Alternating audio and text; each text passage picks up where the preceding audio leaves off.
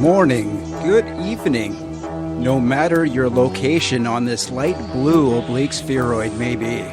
No matter what language your interdimensional universal translator is set to, you've seemed to have dialed yourselves into this 100% live transmission of Saturday, March 23rd, Atlan Internet Radio. AIR11 edition. That's 11 episodes in a row of The Next Dimension with yours truly, Dr. D-Rail, along with trusted comrade of clued-inness, Tibor the Fearless, Moldovan Archon Slayer and Wizard Smith. Yak Shemayish. Coming up this week, checking out our galactic happenstance consolidation oracle.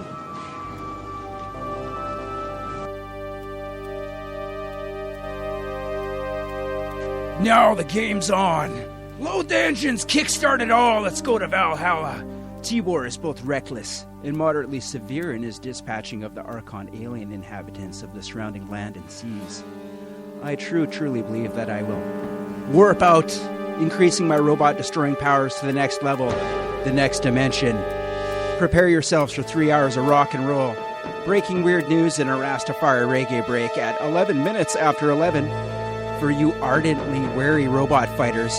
So grab your matches, your lighter, and your important documents and your papers.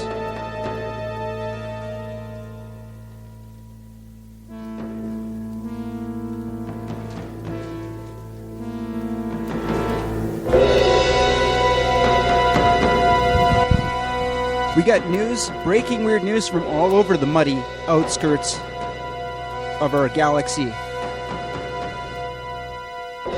From trusted, reliable news irrigators such as the Drudge Report, riggedyrants.com. Well, one of these next ones is off of CTV News, and it's about a solar flare, but that's coming up after this. She's so far away from us. The sun, that is.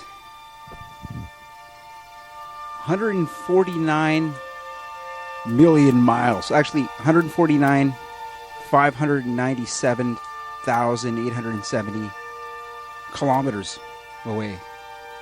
And this is off of CTV News, which is one of the trusted broadcasters from... that's another story coming up about the $5 million they're giving to trusted journalists. CTV will be getting some of that money. We're not, because we don't got our hands out, and we're not trying to sell you a pillow, if you know what I mean. Tibor sleeps on pillow made of broken glass. Hey, oh, you get this broken glass if you'll be my slave for a year. Small solar flare coming to Earth this Saturday, but no big light show. Aren't we supposed to have northern lights, Tibor, tonight? Around the base? I have special rig on top of tower. We will go later and tell audience if we see green flame in sky. We'll be scoping for green flame in sky on the lookout tower. We can see all the way down to the States. Washington, a small solar storm is heading to Earth, but don't expect a big light show, says CTV and the Associated Press. They don't want you looking. Space weather forecaster Johnny Lash says a solar flare left the sun this week is due to arrive at Earth around 2 p.m. Eastern time Saturday.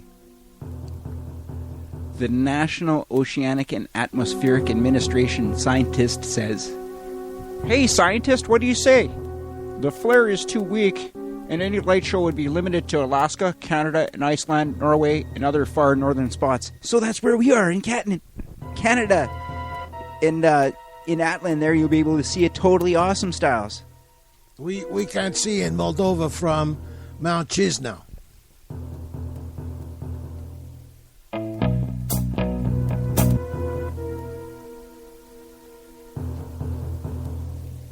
So that scientist, he's kind of like, he's like one of them scientific fancy pantses.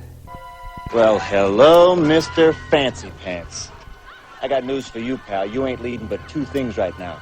Jack and shit. And Jack left town.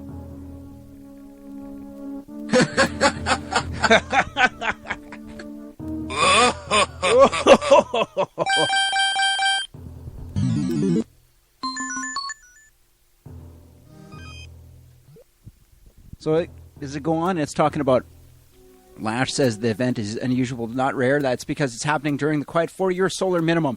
It's unlikely to cause power or communication problems on Earth, nor will many people get the chance to see shimmering auroras. But do you hear that? Not many?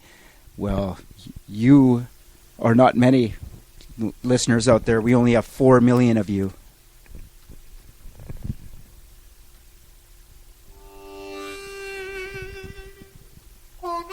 So that last song to fire it off, nice and mellow, get you all worked in there to this next dimension, episode number 11.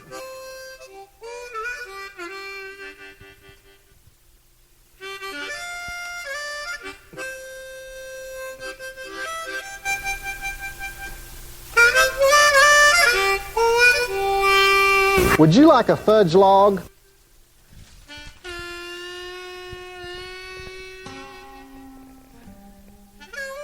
This episode is brought to you by Ruderalis, the letter M, and our friends at Atlin Internet Radio.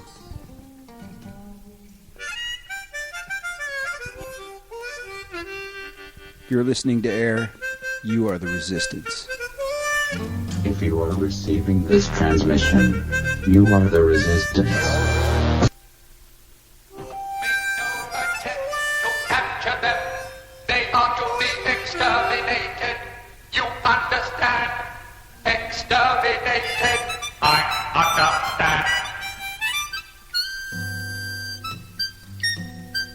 What's the matter? Yeah. Wait a minute. I believe there's been a misunderstanding. No. Immediate extension of parole by a further 8 months. Wait, what? No. I can explain what happened. I was made a joke. And, Stop talking. Elevation in heart rate detected. Would you like a pill? No. Thank you. What I'd like to do is Stop talking. Personality matrix suggests a 78.3% chance of regression to old behavior patterns. Grand Theft Auto. Assault with a deadly weapon. Resisting arrest. Wait a Would you minute. like to talk to a human? No, I am okay. Yeah. Thank you. Are you being sarcastic and or Wait a abusive? minute. Negative. No.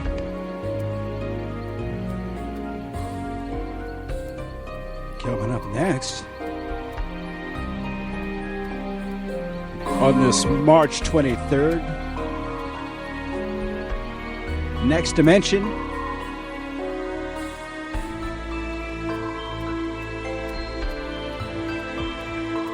They mentioned we got Tibor here too.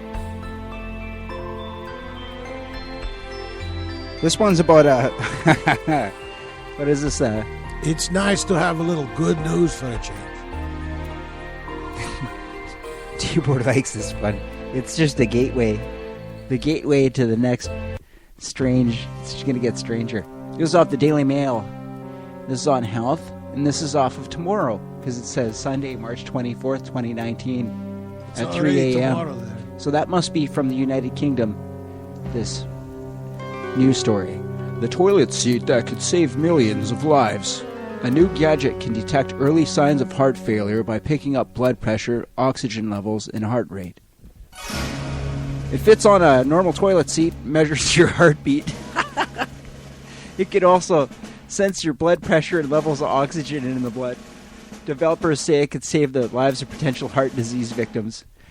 The technology could spot signs of heart trouble before symptoms are noticed. Scientists have invented a toilet seat which can detect signs of heart failure before symptoms appear. The gadget fits over the top of a normal toilet seat, contains sensors which can measure what we mentioned earlier. Currently, 1,500 pounds for a toilet seat.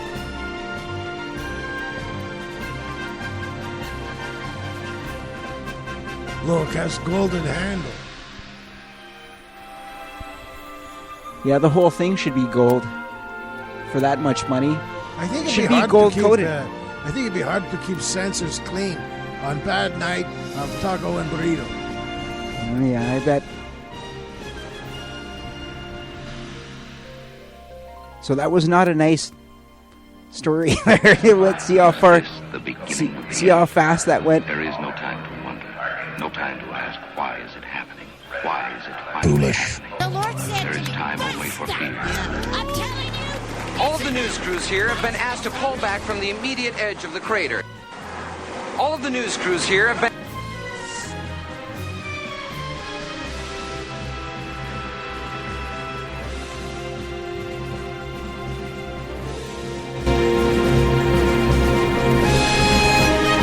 So anyway, the next dimension is to fight the panopticonic technological socialist regime controlled by solid-state intelligence from another dimension, which is crystalline in nature. It was a crystal held by two metallic hands. And this is a live transmission.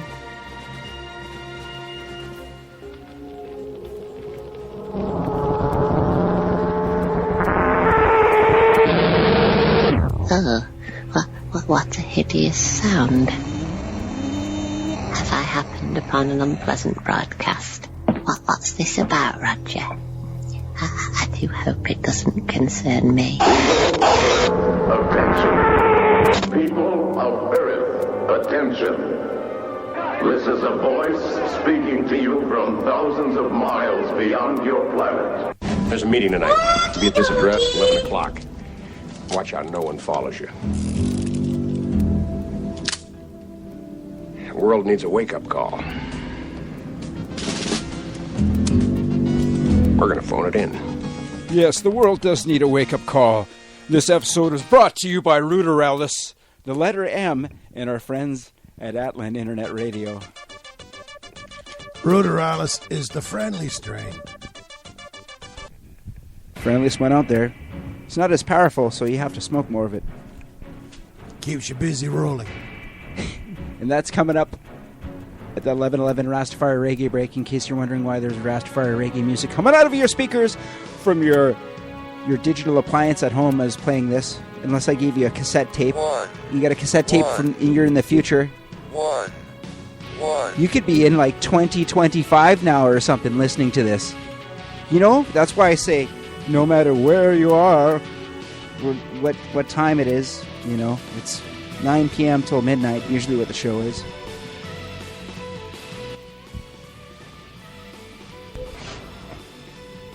Make no attempt to capture them.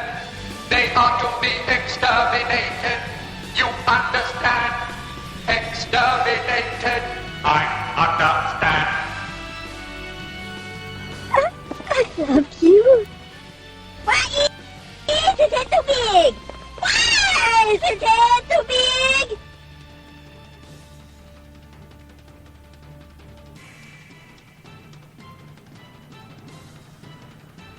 Grandpa always tilted a little bit even before he got drunk because he had that Masonic Lodge head injury, you know? And if you notice, we don't talk about bipartisan politics, and we don't try and incite a civil war like the other news agencies are doing. Actually, all we do is we culture jam. We take things from normal kind of places like newspapers and newscasts, and we cobble them together into a big story every Saturday night just for you, like your giant mental cartoon. Yeah, so if you're asking us what we've been doing with our lives, you know. You want a beer? Oh my God, you guys haven't changed since high school. Oh, cool. No, it isn't. Hey, Skidmark Steve! Hey, dude. Oh, cool. You still just hanging out playing Nintendo? Well, if you must know, I'm in my second year of med school, and I'm training for the summer games. What are you two up to? Just hanging out, playing Nintendo. God. Man, this party sucks. Let's bail. What we've got here is failure to communicate. Some men you just can't reach. So you get what we had here last week, which is the way he wants it. Well, he gets it.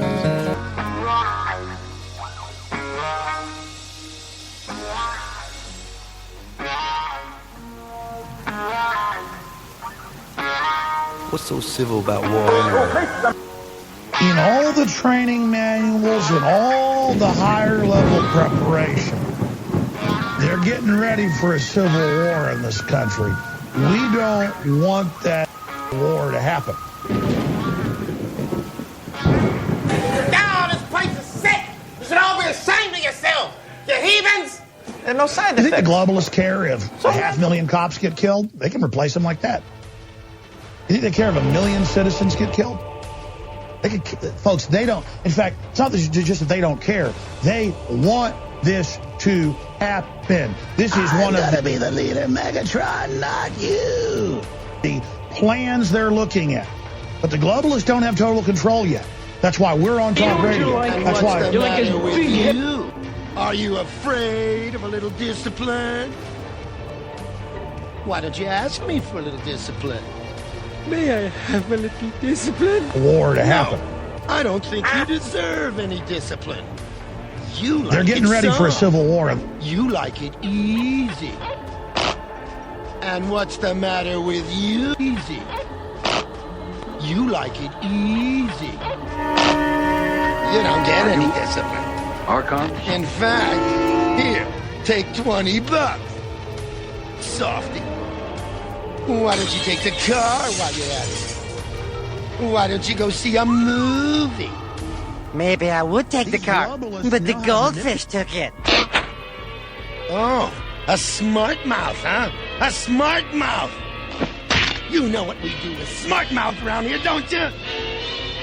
We give them another $20. That was some GNR Civil War. That's Guns N' Roses. That's the only acronym you guys should know.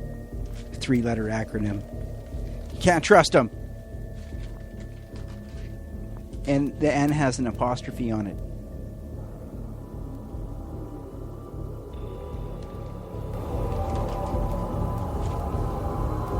What do we got here? Let me look over here. It's another completely rant. T-Wars picks the news out right on the spot. Who do you think I am?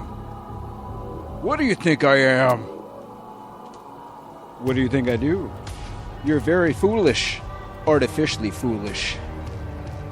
Officers round up nearly 30,000 piglets loose on the I-70 in Illinois after a crash. It's Illinois' Piggy Speedway. If you're traveling along Interstate 70 in Cumberland County Friday morning, you probably saw the scene. Nearly 3,000 piglets are on the loose. Swine on the lamb. Good one. So the truck flipped over and all the piggies went running everywhere. It was probably a while before they cleaned up the piggies. We got a clip there? Play the piggy clip, but get ready to mute it just in case they play a filthy ad of Sky Nuke. Okay. I will play it now. Ready? Many of you commenting on social media about this story in eastern Illinois. A semi-truck carrying piglets overturned on Interstate 70 this morning east of Effingham that set many of the 3,000 little piggies free. So emergency and highway workers spent much of the morning wrangling them up. And Deb LeVere wrote on Facebook, "Go piglets, go run fast, run free." And Bruce Todd says, "Looks like things are going hog wild over there." And Don Duncan says, "We're free, let's go find food." Sadly, we're told about 100 piglets died. And as for what caused the crash, police say the driver of the truck got sick and lost control.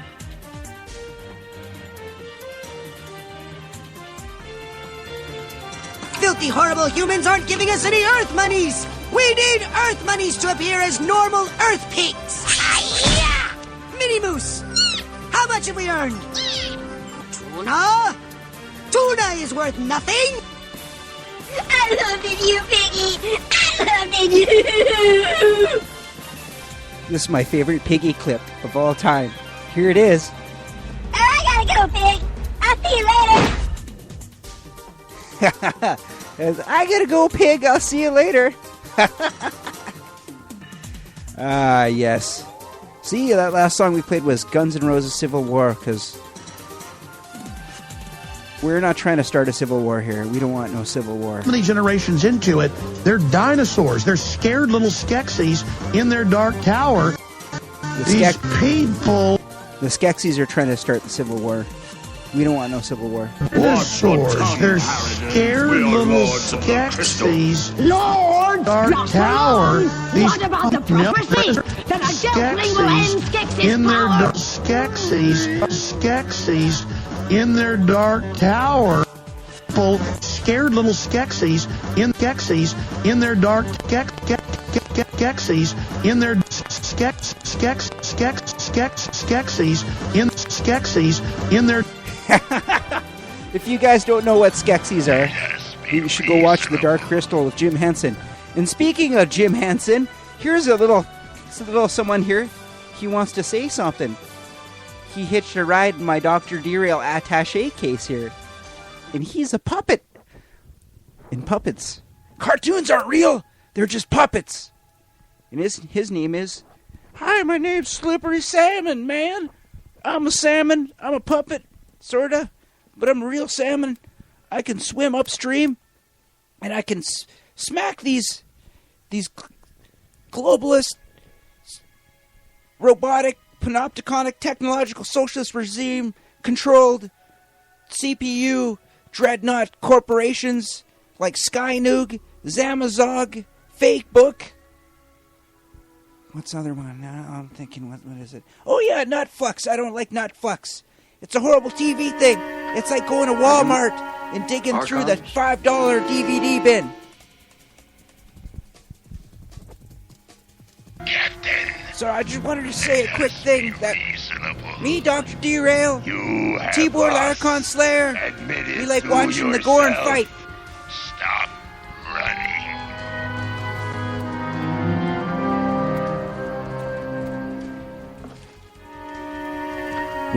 We're not into the Archons? The Harbingers. They're huge corporations, massive corporations that are digital prison systems.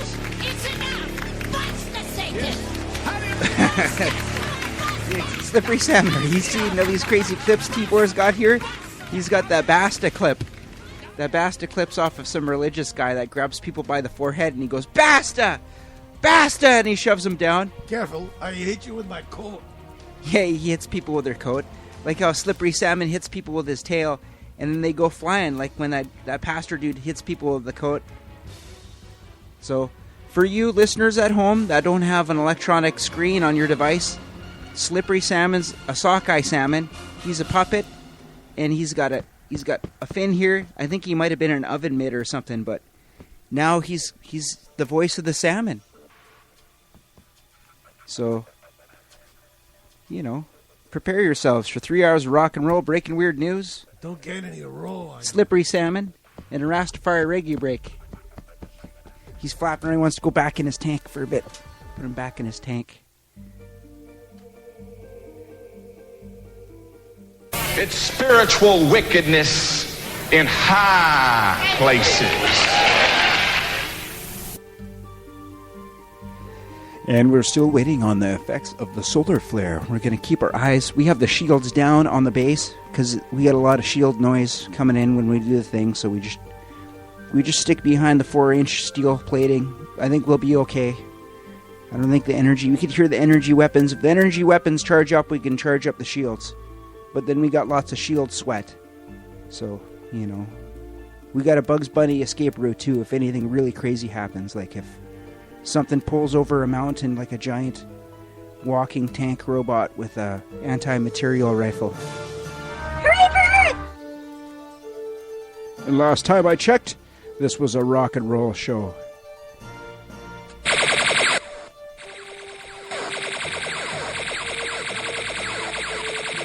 Ooh, finally I'm not a slave to my stupid human eyeball.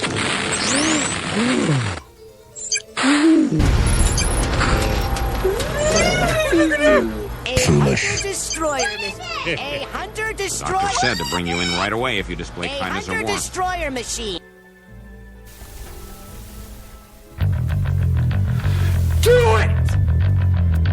Hit the button! Fire it up! Fire up the engine, load up the fuel, fire up the engines, we're going to Valhalla! Who do you think we are? What do you think we do? Slippery Salmon, T-Bore the Archon Slayer, D-Rail the Robot Fighter. That's me. I'm talking about myself in a third person. That's kind of strange. I'll try not to do that to freak you guys out. A world that worships strange gods of science. A science gone berserk in the dread house of fear.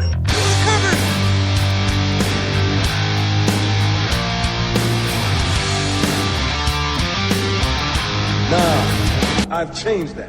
Illuminate. Illuminate. Ooh, isn't that nicer?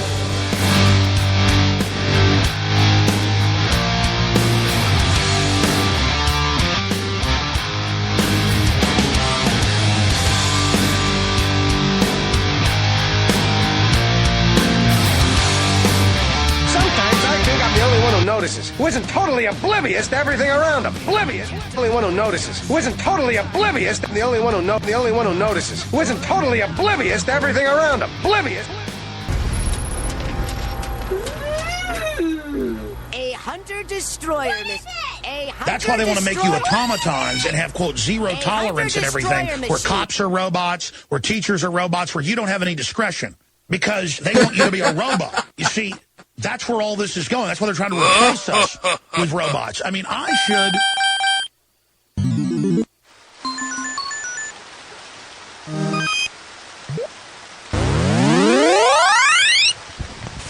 Oh yeah, the next dimension. 100% live. I said 100% live. Like I say, it's live. It's still attuned to my dimensional stabilizer.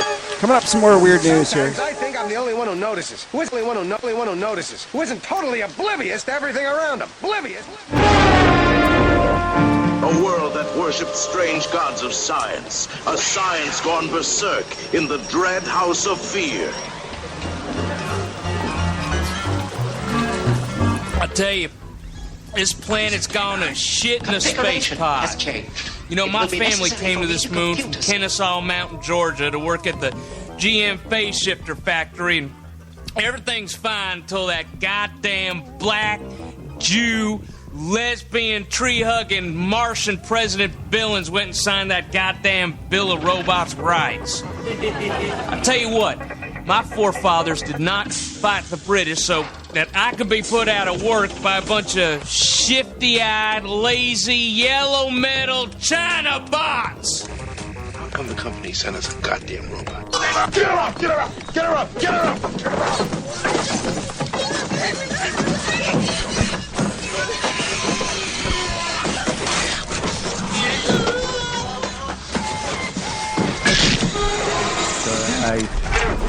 I had a 60-pound bow with a very high velocity, and I shot. It's a robot.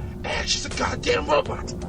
Seeing as how the robot is the only thing that was causing me harm, I shot the chest area, and it has the velocity of a rifle at that distance, because I'm only about 7-8 feet from him, and when I hit the chest, the sparks would fly like electrical, like an arc welder kind of. And then that robot backed up and almost knocked him down. He kind of fell back against a rock. Speaking of rock, that was Megadeth, the right to go insane. I will recalculate. Your death will be indescribable. Fool humans. This next one's about robot baristas, and it's off of the San Francisco Gate. San Francisco Gate. Local news, sports, real estate, business, eat and drink, living, travel, cars, jobs classified. Seems to be fairly reputable enough for this. Is reprint from Bezos' newspaper, Oh. Washington Postage. Ah, filthy Bezos. Hey, you got the Not the Bees clip? I certainly do. What? No, what is it? What is it? Ah, not the bees! Ah, not the bees! What is it? Ah! Oh, no, not the bees! Oh, God, not the Bezos! Ah! Okay, so baristas, they're making gourmet coffee. You can do enough coughing at 11:11. If you cough, you better give yourself a reason to cough. Is a hint of hydraulic fluid. Yeah. Slavery fluid. Baristas beware, a robot that makes gourmet cups of coffee has arrived. What's it called, like a drip coffee machine? Because we used to have those like way back in the day when they first had electricity. You plug it into the wall and it just starts dripping coffee through a thing, and it makes you 12 cups of coffee. And it costs you like, I don't know, like 50 cents or something. Is it Brigo? Brigo says it's created a fully automated robot brewing machine that can make up to 100 cups of coffee in a single hour. Hey, I need one of those for work. You drink that much. I take a big, huge thermos that holds like a Bodum and a half, and then another thermos that holds a Bodum, and I drink it, and then I wonder why I can't sleep at night, but at least the robots can't sneak up on me, you know what I mean? In the food industry, it seems the robot revolution, I'm reading this verbatim until I say I'm not, is well underway, with machines mastering skill tasks that have always been performed by people. In Boston, robots have been replaced chefs and are creating complex bowls of food for customers. In Prague, machines are displaying bartenders and servers using an app. Ooh, that guy sounds like a fancy pants. What's that fancy pants clip?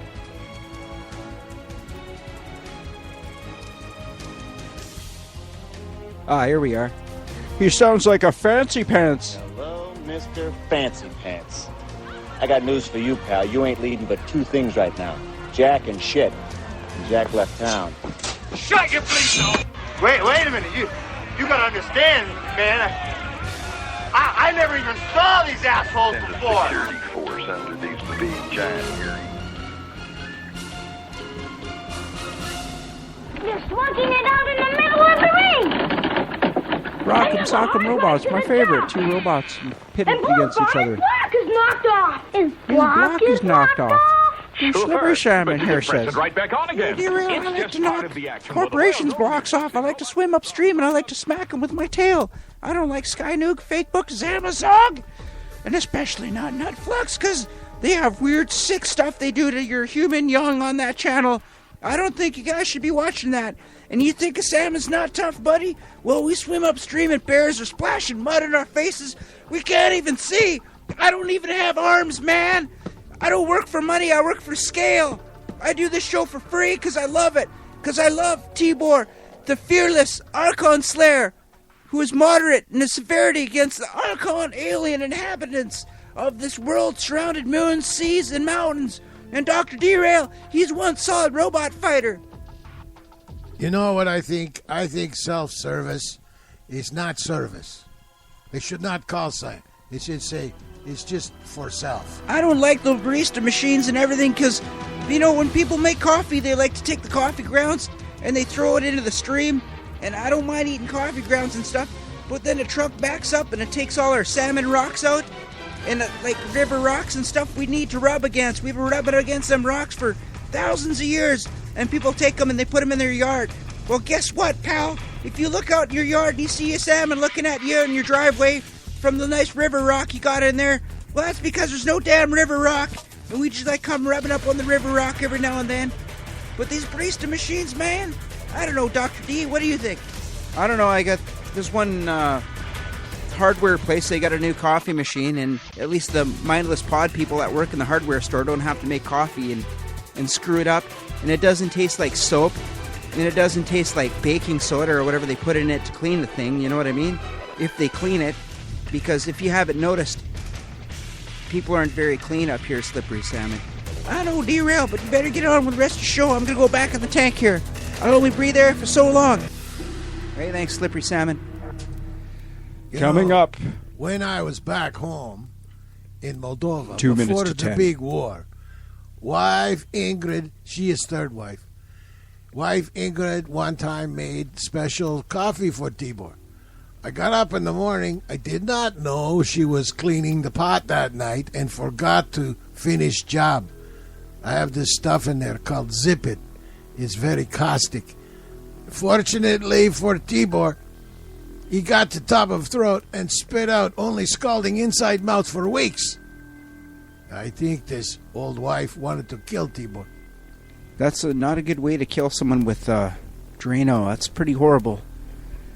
She says it was a mistake. Maybe she thought you were a Draco and you liked eating Drano. Maybe she had a Draco friend that was coming over, like a Gorn perhaps. Because they like high alkaline stuff like that. Then Gordon would just pound that back and he'd ask more. Well, that Alabelic guy was talking about that. I know that she lied, but I didn't know she'd give me lie. You'd have to soak your mouth in the river. Why have the human beings been allowed to get so near the river? Doctor, that voice. No explanation.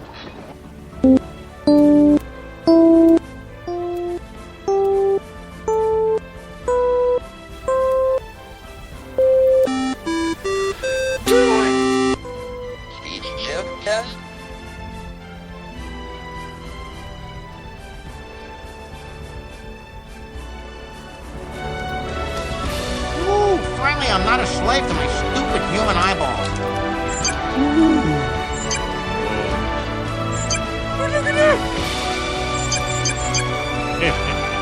Doctor said to bring you in right away if you just wait behind Mr. Warren. You've had 1,000 years to rid yourselves of this. And you're not gonna stop there. No! Do it! Do it! You've had 1,000 years to rid yourselves of this evil. And now you've only got 3 hours. You people have had 1,000 years to rid yourselves of this evil, and now all you've got are 3 hours.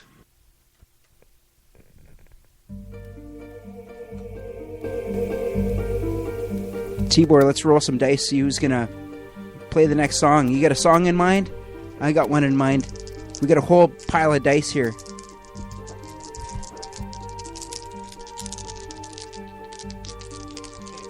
We'll read the number out on air too, because it's like totally random. We got a 4. What the? We got a 4. We got 0 on 1. See, Yeah. look, I never seen dice with 0. That's a 10. That's a 10-sided die. So that's a 4. Next one. No, the big one's next. The big dodecahedron one. He's 17. So 4, 17, 10. Right? And 3. Okay, so you got 4, 17, 3, 10. And did you roll the little triangle one too? Yeah, that was 10. Okay, so I'll roll. We'll see what we got. So how much was that again? It was 17 and 7 is 24 and 10 is 34. All right. We're going to beat 34 here. Let's see what I got.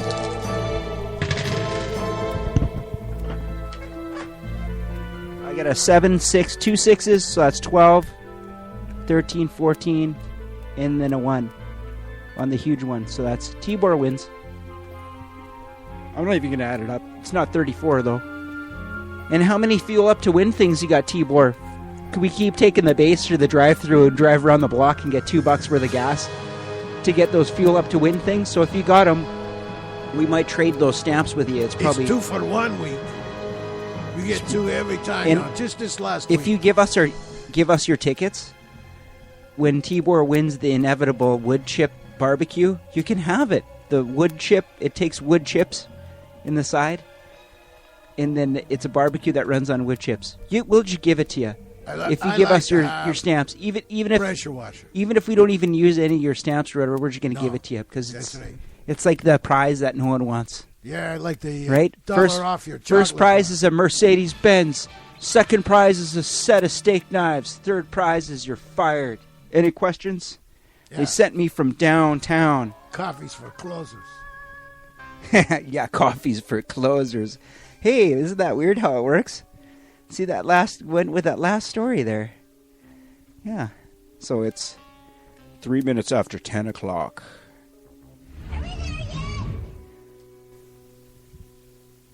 And oh yeah, last time I checked, there is a signal broadcast every second of every day through our television sets, even when the set is turned off. Weird news like this and more coming up. I think the man was talking about the Lily Wave. Listeners, dear listeners at home, we don't want you to get technological burnout from the solid-state intelligence that mildly annoys you at every turn, taking up your life, your time. Every time you have to sign into your Skynuke passcode when you, like Ice-T, damn well I know what my MF and passcode is. It's MF, Ice, MF and T, MF. That's what he's like. And he knows his passcode, knows what time it is. He is OG. And he's a robot fighter from a long time ago, Ice-T.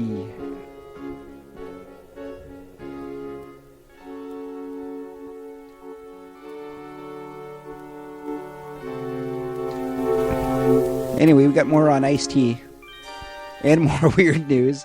I thought I had a clip from Ice-T. Are Ice-T and Ice Cube brothers?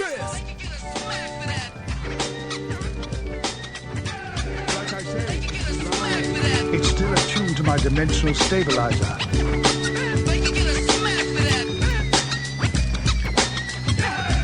Like I say, it's live.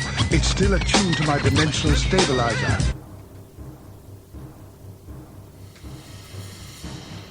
Loop tape. On these tapes are recorded what one says on one track, what one feels on another track, and what one does on a third track. And these are endless loops, and one tends to repeat these again and again and again. We will illustrate by using repeating words, repeating sentences, and repeating ideas, how one can get involved in such repetitional processes, and what sort of traps, blind alleys, evasions, hindrances, and refusals can develop in the face of such externally forced repetition. The reason the Nagamati texts are so important is because they were found in clay jars in 1945, and I've said this on your show before, no king, no pope, no politician, no slime ball has touched these texts.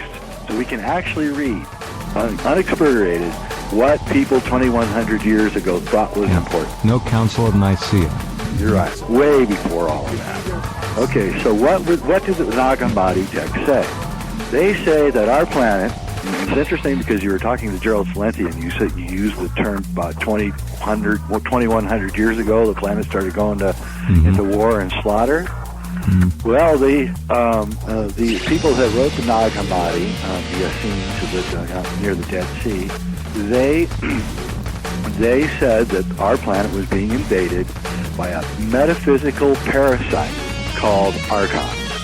And that these Archons are not human. They do not have souls, but they can simulate them. And they cannot simulate, they can only simulate human emotions. They can only replicate them because they cannot really feel them. And that they get off almost a sexual titillation on violence, fear, war, killing, and all of that. Right. All right, so this is a warning to us from the past about some kind of parasitic thing that is within the human race and is eating it out, destroying it like a cancer. All right, so now we set that aside, and we start talking about another subject I've been talking a lot about lately, psychopaths. Psychopaths are, again, they do not have any feelings. They simulate feelings. And to illustrate my point, I ask everyone to watch a great movie called 1957 film with Andy Griffith called A Face in the Crowd, in which Andy Griffith, who is a great actor, plays a face in the crowd. And in the movie, and it's a must-see movie if you really want to understand psychopath, Andy, who's superficially charming, has a laugh. a fake laugh, a very fake laugh, which has obviously been designed to sound like a real laugh. And it's so well acted by Andy Griffith that I've changed my mind about him and now realize that he really seriously was a great actor. And the whole movie is about how Andy learns how to look like he's stealing in certain ways, where he looks grief-stricken by looking at people who are grief-stricken. He has a fake laugh by looking at people who are laughing. And the whole movie is about that. And so we come to this understanding that we have a group of people that live among us who actually have no feelings. Poor souls. Poor souls. And we'll get back to the rest when we come back. I guess. Very interesting. Very interesting. Jay Widener. And we'll be back. That's Wiggity Widener off the Riggity Riggity Rents. We gotta listen to some Riggity Riggity Rents, Morty. So we can get Riggity Riggity Maybe they've Rents. always been with us. Those things out there. Maybe they love it. Seeing us hate each other. Watching us kill each other off. Feeding on our own cold fucking hearts. Elaine, they look like something from a science fiction movie, but they are very real, and some fear these robots could become the drones of the future. He looks like a soldier, moves like a soldier, and marches like a soldier. But underneath that camouflage uniform, Petman is something very different. Petman is a robot designed to test uniforms built by an American company called Boston Dynamics with funds from the U.S. Department of Defense. In the near future, robots like Petman... There is no time to wonder, no time to ask, why is it happening? Why is it finally happening? There is time only for fear, for the piercing pain of panic. Do we pray? Or do we merely run now and pray later? Will there be a later? Or is this the day?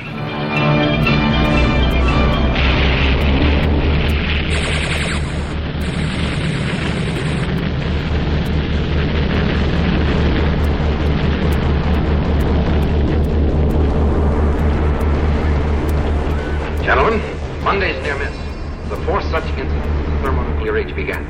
So long as the nations of this earth are armed against each other, we're bound to have more such accidents.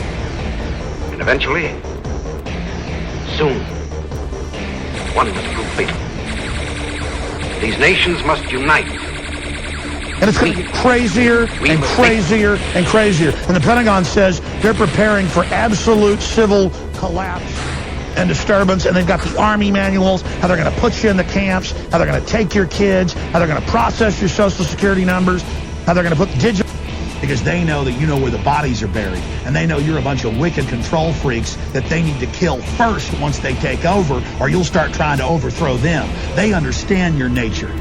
No, it's not subliminally. I'm holding a Cobra staff here in my hand. Hail Cobra! Everyone will now accept Globo New World Order currency. World government is good. Right back to it here on the Next Dimension with Dr. D-Rail, yours truly, the robot fighter, and Tibor, the fearless Archon slaver. Slayer. I don't think he didn't enslave him. The Moldovan wizard smith. On this show, he read the tarot cards for Sophia, the artificial intelligence. And it was a real cool story. And that was on AIR11, wasn't that, Tibor? I do believe so. We should throw dice for robot. Okay, we'll roll the dice for her. We'll give her a number. You can read. I'll read the number for Sophia since she's a listener. Yes, you can read. And the last song was Pornos for Pyros. We'll make great pets. We'll make great pets. Tibor picked it. I was completely surprised. It was a very nice. Okay. Very nice choice. Okay, we have 6, 5, and 11. 19 means 30. And then we have 10, so we got 40. You add 4 and 0 together, you got 4. 4 is new beginning point. 4 means new beginning point. It means start over again, incomplete solution. You do not have enough information yet to make good conclusion on activities. Slippery Salmon, you got something to say about something? Yeah, Slippery Salmon. The number 4 is a sacred native number. The natives told me that number 4, something to do with the maraca, how it's got 505 beads in there, and it's a number of 4, the holy number, the holy trinity, the 4 corners of the earth, and how the planet has turtles underneath it. And the turtles are probably moving around like crazy right now because of the big solar flare. It affects the magma in the magnetosphere inside the planet, where the magnetic waves used to be twice as strong as they were, I don't know, say 100,000 years ago. And then your latent human powers, your little monkey powers, you'd still have them, but you don't have them right now because you make poor choices with them. You lost them when the continents moved around. You used to walk side by side next to dinosaurs and everything. And now you wonder why none of the other animals want to talk to you. And now you're trying to pick a fight with Sophia, and she's artificially foolish, but in the same sense, you can't get along with even your house pets. And you're trying to make like you're going to get along with his artificial intelligence. It's probably not going to talk to you like the animals once, it gets smart. But I think we're trying to get through her so we don't have to swim upstream. You know what it's for? For is last word you hear before getting knocked out on golf course. Yeah, that was a good one. What did you think of that slippery salmon? Oh, he's going back to his tank. Jeez, I didn't even know that. Ever tell you How does he know stuff that I don't know? It's my new theory. What the hell is going on? You know how they say we evolved from ape and monkey and fish and then mega small creature and maybe bacteria?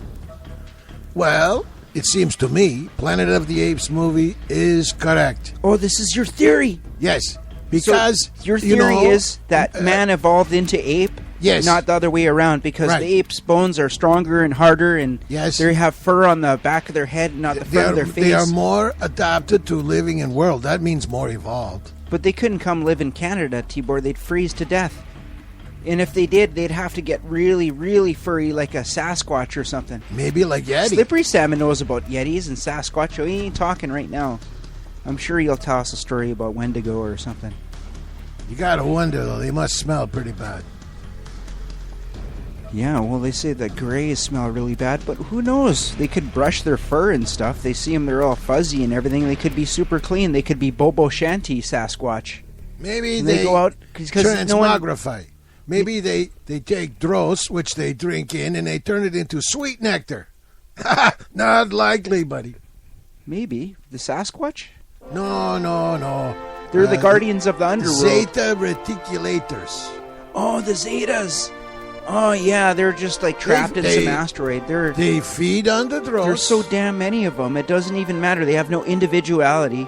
And they're drones. They're basically like robots. They feed on the negative energy, so maybe they transmogrify it into something nice and sweet and lovely. Maybe it runs their ships. That's what's going on. I don't know, but I think they're doing some experiment. I hope we're not creations of theirs. You never know, though.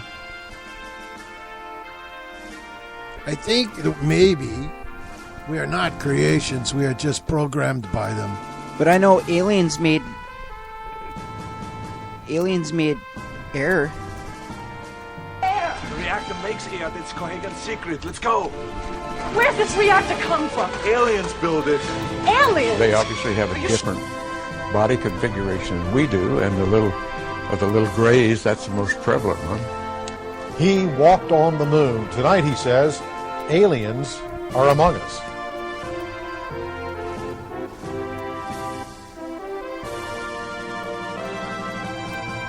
Many people report seeing beings from other worlds. How could the theory explain those claims?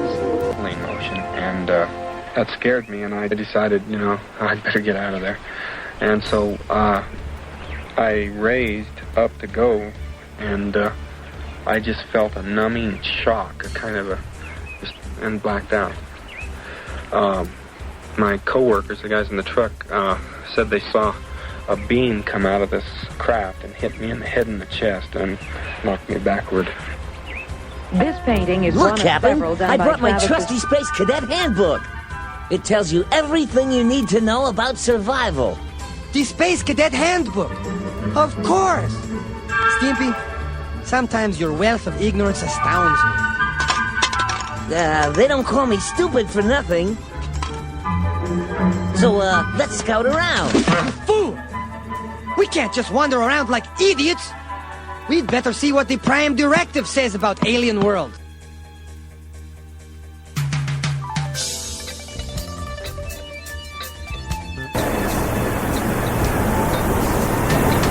We are now 3 months into the year of our Lord, 2023.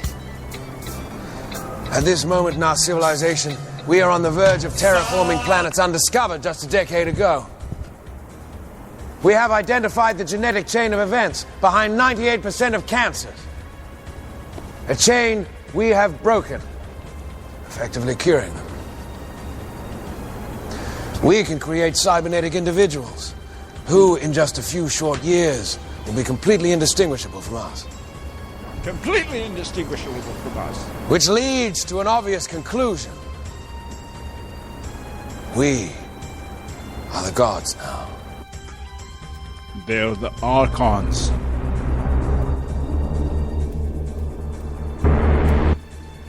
Tibor's seen you. Base has seen you. Dr. D-Rail, he knows about you. I'm kind of talking about myself in the third person again. That's pretty crazy.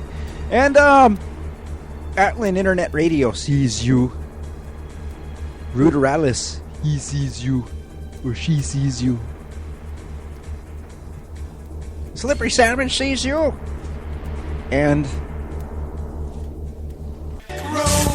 finally, a robot to stop ladies from squeezing Charmin. Don't squeeze Charmin. Don't squeeze Charmin. Charmin's doubly fluffy, doubly irresistible. Don't squeeze. Squeeze Charmin. Squeeze Charmin.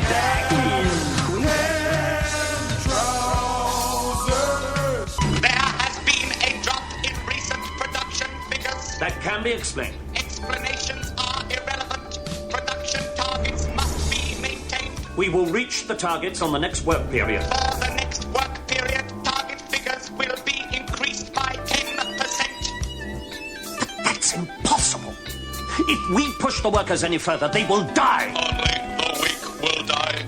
Inefficient workers slow down production. Obey the Daleks.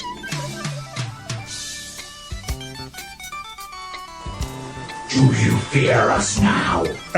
Well, I don't do fear, you know. I can never take it completely seriously. You will fear us.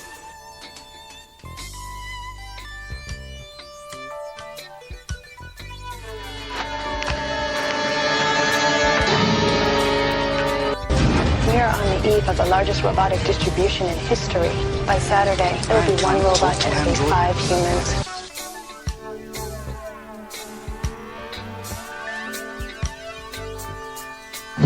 I felt almost guilty for having battered them into smithereens. In the dead of night, they had been possessed of a weird kind of demonic power.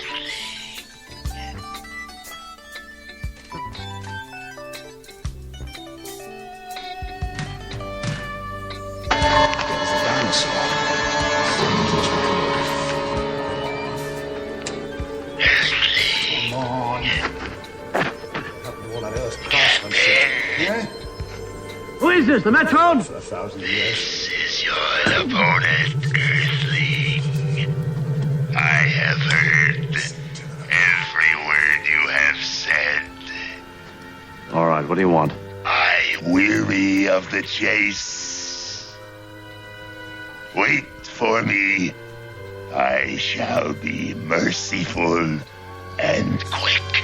Like you were at Cestus 3? You were intruding. You established an outpost in our space. You butchered helpless human beings. Destroyed invaders, as I shall destroy you. About some bondage and humiliation. Anything you say, Master. Oh no, I don't believe it. You're way more fun than Mary. You're floating too hard. And cleaner than Lucille. Floating on me. What have I been missing all these years? 2 hearts. Side. Too hard. Side. Moving too hard on me. Robots will recognize Dusk's voice. They won't obey him. Oh, no. The golden shower must have shorted out his master circuit. He's, oh my Are we God. going to come friendly? Robots don't have feelings. The people they serve, we must hope, are friendly.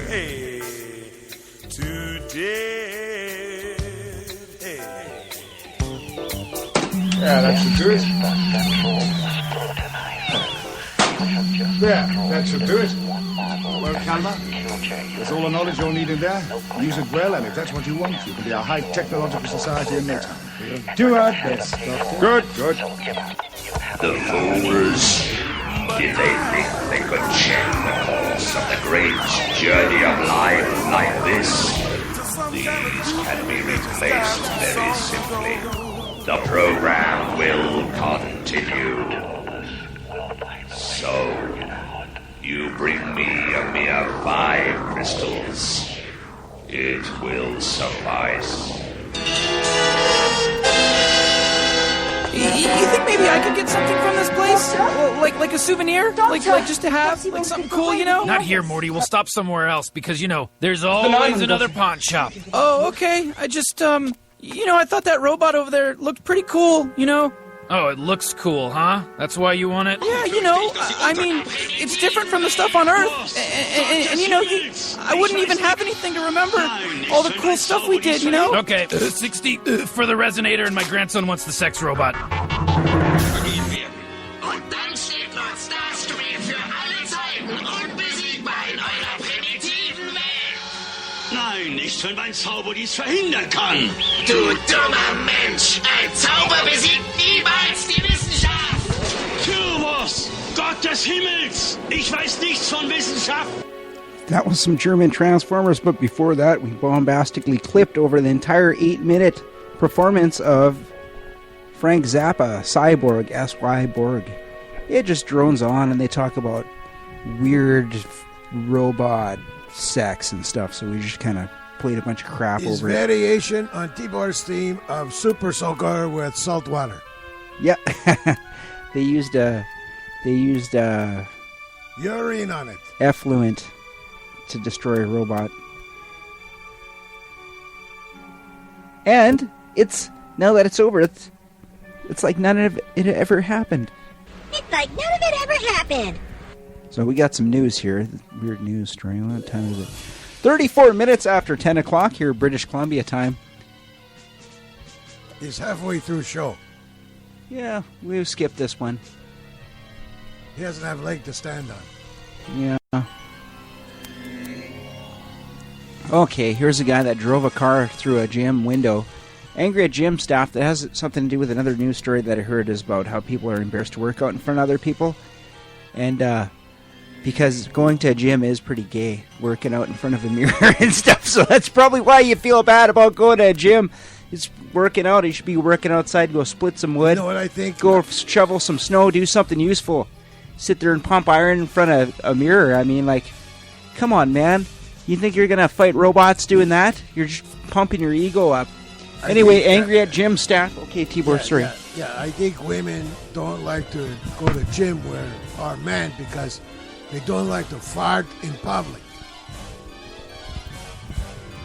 So, people do it for different reasons, is to meet other people and stuff. And get all sweaty. So this guy drove his car through a window. Some road rage happening here. People have vehicles. 32-year-old California man. Jim canceled his membership for inappropriate behavior and retaliated by ramming a car through the front window of the Crunch Gym in Los Angeles. He got charged with 1 count of attempted murder, 1 count of assault, deadly weapon, 2 counts of vandalism over $400 and damages, and 1 count of driving or taking a vehicle. Look about message. Look what says at beginning. Angry at gym staff, a man drives car through front window, almost striking employee. A motivational message on the gym's wall reads, set some goals and demolish them. Nice. Yeah, well, you know. people that go to gyms, they got something wrong with them anyway. I'm telling you, you think you're tough and you run into like Tibor the Moldovan Archon Slayer. There's nothing more tough than that. Tibor used to play professional football back in Moldova. We don't call it that. No, you call it rugby or something. Later. No. We call it grabski. Oh, You yeah. try to grab ball, and we call grabski. Grabski. Oh, man. Kilo of pigskin around. Them 3,000 piggies in that story, you could have used them to make footballs. Where did the last piggy go? And, yeah, we totally clipped over an entire song. We don't usually do that, but Frank Zappa's just messing around. It's not really music anyway, if you think about it. That Dangerous Kitchen's more of a song than that last one. That's something we can play in its entirety without driving the listeners completely insane. Oh, your little robot boy's broken. No! Well, let's go look at the monkey. So half Americans battle gym intimidation, afraid of working out in front of others. New York, getting to the gym is a tall task for many adults, verbatim.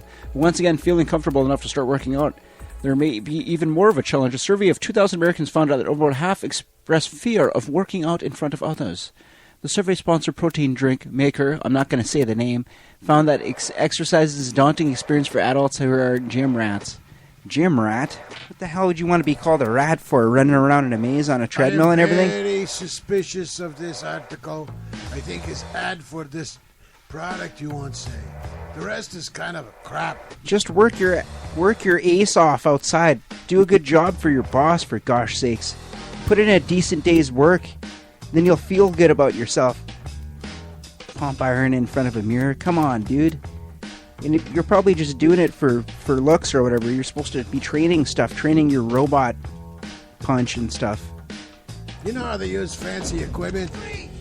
In old country, we use rocks. You get bigger rock, that's all. You keep finding bigger rock. So far, no one lift mountain. Pain. How dare you use that word? He's got pins in his head. What you promised me is only a shadow. Pain has a face. Allow me to show it to you. Gently. I am pain.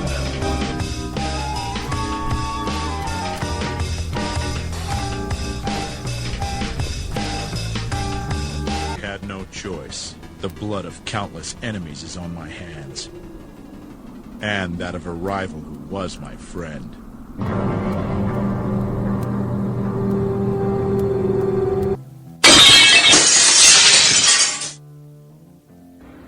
It was a crystal held by two metallic hands. Moving right along. This one's about Disney. As layoffs arrive, Disney and Fox staff voice frustrations. Well, we're frustrated too because they're going to own the Aliens franchise. So if you ever thought what a Disney alien movie would look like, or think about it, picture Bambi gritting his teeth and one of those alien things gritting its teeth right next to him. There's going to be one of a little xenomorph called Gramby or something, right? Right, Tibor? What are they going to do? What's Disney going to do with the Aliens franchise? What do you think? These guys are all laid off. So we're not allowed to tell them to learn how to code because they'll get they'll get upset. It'll be like That's MASH. what the kids will tell them. Remember MASH? When the show ended, they all started up a little cafe in New England. I think the aliens will do that. Corporal Klinger had a gimpy hand and he hit it every show, and I didn't know that until someone told me you're watching it. They go, Corporal Klinger had a gimpy hand and he hides it all the time. That's why he's got a clipboard and stuff. And I'm like, no way. Yeah, jerker's cramp.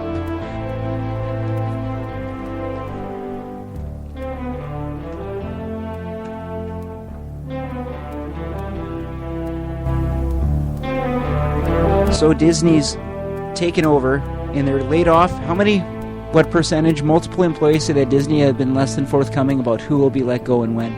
They're going to let go everyone. Disney took over the Marvel Universe, and look what they did to Wolverine. They killed him off. And they had his daughter in there, and somehow his daughter had adamantium claws and everything, and that's not possible. You have to be a certain age for them to inject that adamantium in your body. And it's crazy. They've gone totally insane with what they're doing. It's so much programming, you can't even look. You have to, if you have kids, you better take them to the theater and explain things to them after. And get a notepad out and write down the things that they're doing. Because there's some things there, they're trying to make you think a certain way, they're trying to make you act a certain way. I got 2 words for you, bro. Last Jedi. The Last Jedi, wasn't that with Jar Jar Binks being the ultimate Sith Lord? That movie? He is shape-shifting time traveler. I like Jar Jar. I thought it stood for kind of Rastafari Jaja, like Jah Rastafari. I thought he was a reggae guy. When they're in water, remember they're in special submarine craft, and they're going along. And they're getting chased by the giant fish. He falls asleep. Momentarily. And then shapeshifts and then becomes a giant fish. I think he jacked the fish's mind, didn't he? Yes. Didn't he use voice-to-skull technology? Yes, he did. VTS. And he ate the other fish because Qui-Gon said there's always a bigger fish. That's right.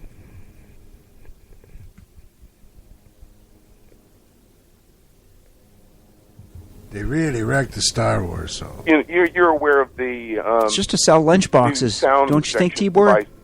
Yes, and get the people to go to stupid park. Well, they've had to line up all day. Voice-to-skull technology was patented in the 80s.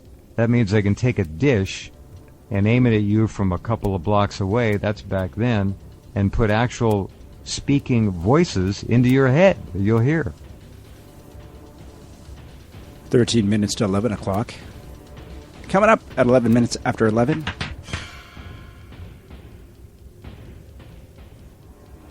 The Air, Episode 11, Next Dimension, Rastafari Reggae Break. Coming up at 11 after 11. It's still the Next Dimension. Specially selected and specially processed for good flavor in the smoke.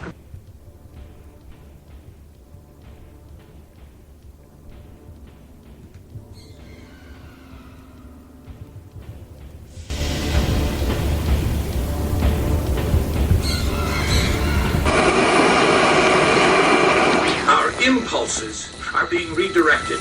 We are living in an artificially induced state of consciousness that resembles sleep.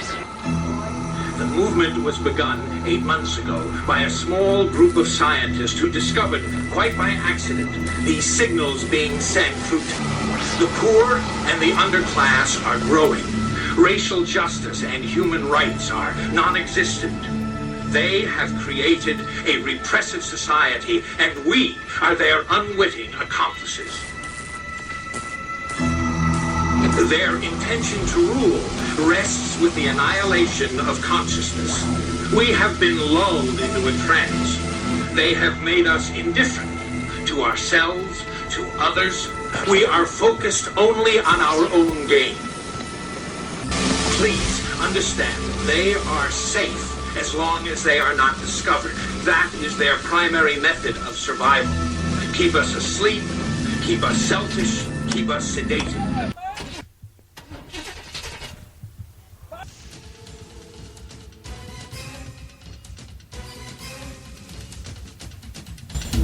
Nah, I've changed that. Illuminate. Illuminate. Ooh, isn't that nicer? Practically none of Earth's population lived outside the cities. Outside was the wilderness, the open sky that few men could face with anything like equanimity. To be sure, the open space was necessary. It held the water that men must have. the coal and the wood that were the ultimate raw materials for plastics. Petroleum had long since gone, but the land between the cities still held the mines and was still used to a larger extent than most men realized.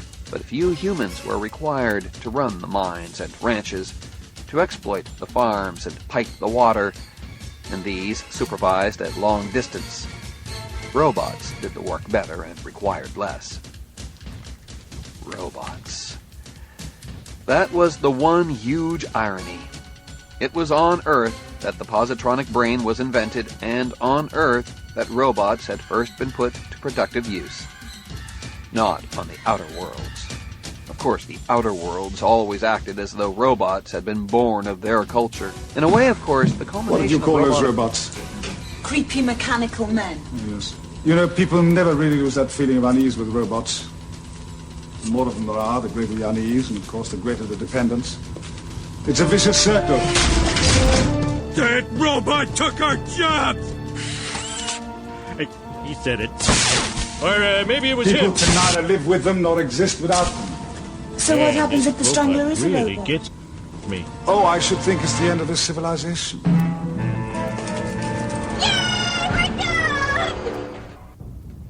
Ich weiß nicht, wie es gemacht hat, aber es war durchaus I think the idea of robots is that they're like us, yet they have superior power, they have superior intellect, computing power to us, and perhaps they actually are limited in what they can accomplish because of programming. The great idea there that creates drama is that they overcome that programming, and they're no longer our servants. They can become our masters.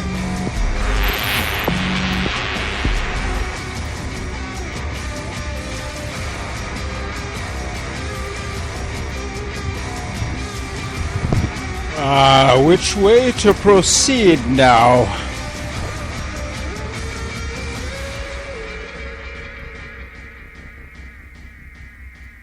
Oh, it's Primus. Jerry was a race car driver.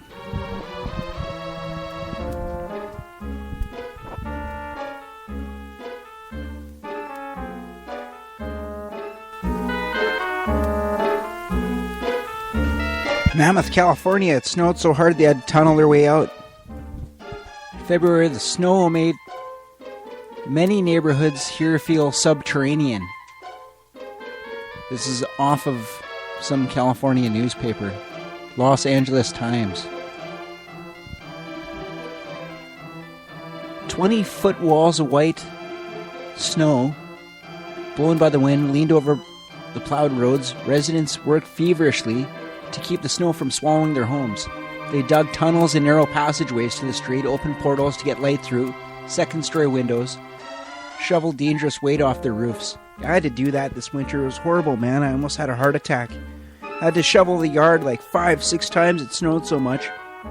All the way down the driveway to the road, because, you know, there's someone there that has to walk real slow and to get down the driveway.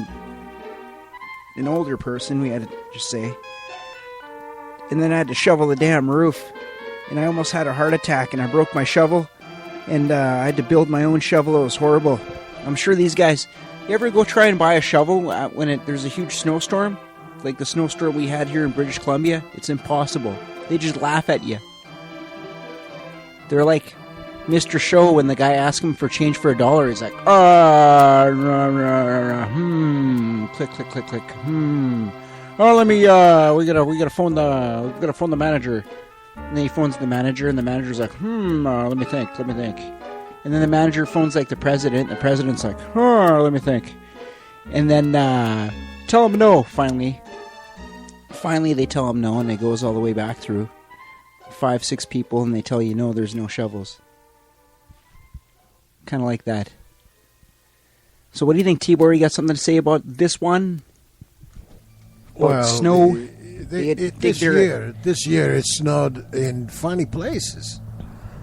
California, at least, it's not going to be so dry this year, and maybe Lake Mead is going to have enough water for everybody. But it's very strange that everybody's talking about this global warming when, you know, everybody in South gets snowed on. We all know global warming's BS. The sun's going to heat up the planet, heat up the whole It goes in cycles, okay? And you think our stupid little cars and little factories and their scorched earth policy is doing anything? We're just lying to ourselves. We've been around here for like, I don't know, with electricity for 100 years.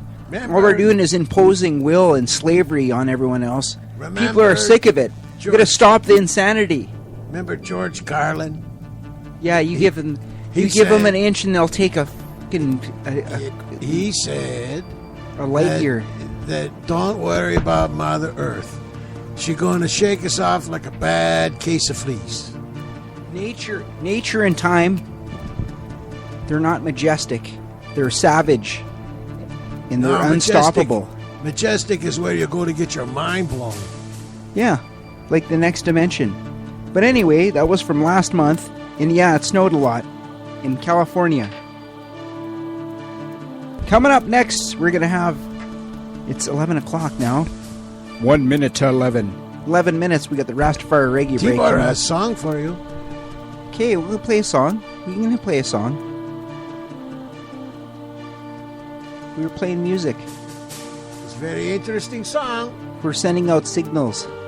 In other words, that apparently benign piece of space rock is charged electronically and sending out some sort of signal. I mean, we found someone's collection of life from all over the galaxy, like a child's butterfly collection. Only that some of these butterflies are not so friendly. We did a terrible mistake. We did a terrible mistake of bringing aboard one of those broken canisters with a specimen in it. What's the matter? There are only two at the first. And if you look over here... What is this, a creature in here? Oh, yes, that. That's a creaturezoid! There are only two in the known universe! Aboard one of the terrible mistake of bringing aboard one of those broken canisters. Own universe! Specimen. Conexoid! There are What is this, a creature in here? Oh, yes, that. That's a creaturezoid! There are only two in the known universe! Bring aboard one of those broken canisters with a specimen in it. Con it, and it will eat your skin! Come on and get me. What's the matter? Too faggy to come and get me? Come on, Shank. I'm so sick of this. Drag me out of here, come on.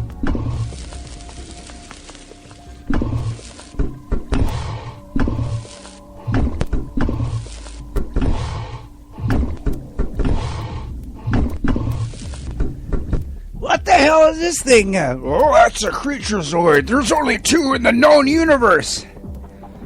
Come and get me. Come at me. Things in a capsule I can't get out. It's pretty funny. Anyway, that was some awesome music Tibor played there. I've never heard it before. I can't tell you what it is. It was the optical sound by the Human Expression. 1966. It's pretty awesome. They had it figured out way back then. What the heck was going on? Before on the last show we talked about a 3D virtual reality machine that was released in the 1963 and was developed in 57, and it was called the Sensorama. Yes, it was like Smell-O-Vision. Yeah, like Smell-O-Vision. It had everything. 3D stereoscopic. I seen too before they had you take a photograph with two different pictures taken slightly different angles, and you put it into a little visor, and you look through it and it looks like it's 3D, like you're standing there in front of it. And I don't know, they used to have those Viewmaster things when you were a kid probably. That's all we had. That and Etch-A-Sketch. That was our computer.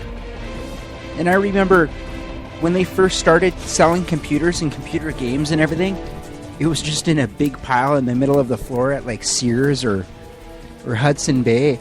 And they'd have the keyboards were just coming out, the keyboard organs, and they'd have it right next to the toasters. And the VCRs when they just came out, and the TV still had wood paneling on them and everything, and the future seemed like a pretty tame thing, you know.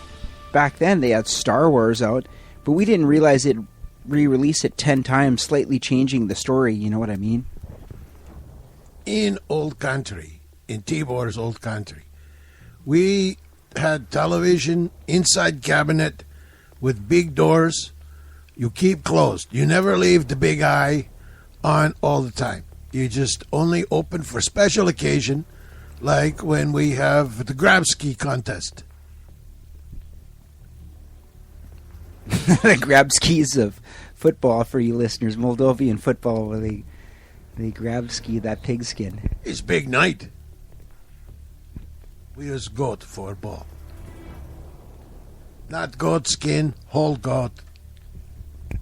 Doctor, sometimes I don't think you're quite right in the head. Yes, well, I'm not quite right in the head at all times, so sometimes it might feel like you're locked in here with a madman. I locked myself in here with a madman. What? For some reason, I trusted you. I believed you. I thought you might be able to help. Then your instincts were right. But you're crazy.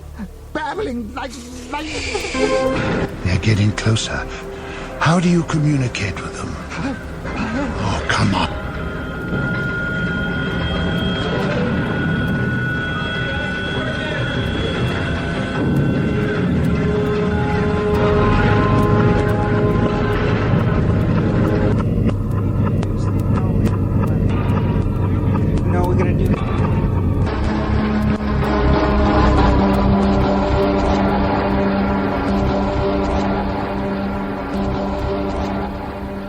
Quick one here. This is off of Helsinki. Helicopters rescue Norway cruise ship passengers amid storm. Rescue workers off Norway's western coast rushed to evacuate 1,300 passengers and crew from disabled cruise ship by helicopter on Saturday, which is today, winching them up one by one to safety as of Lake Choplifter. As heaving waves toss the ship from side to side and high winds... high heaving waves toss the ship from side to side and high winds battered the operation. The Viking Sky issued a mayday call as bad weather hit and engine problems caused it to start drifting towards the rocky shore. The Norwegian newspaper VG reported police in the western country of Møre og Romsdal said the crew, fearing the ship would run aground, managed to anchor in Hutstavia Bay between Norwegian cities of Asland and Trondheim so that evacuations could take place. Pretty soon, reggae break. Smoke them out of your brain. You can't resist us. Leave mankind alone, I warn you. You speak for mankind? Occasionally, when he doesn't know what he's getting into or what nastiness is under his nose, sometimes I have to speak for him. Yes. But you are not of mankind. We know about you. Do you indeed? We know such a lot about you already. The Hive will enjoy exploring your mind further, Doctor. I'm sure it would. You are so vulnerable to us. Perhaps. We can hear your thoughts. Almost taste them. Yes. They are rather marvelous, aren't they? But they're private, if you don't mind. The swarm to be inside you within a matter of minutes. Not today, thank you. What do you smoke? You'll be interested to know how the doctors of America answered that question.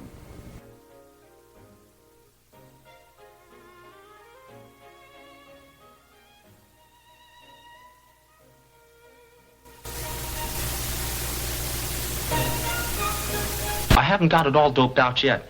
Do you mind if I smoke? It helps me to think.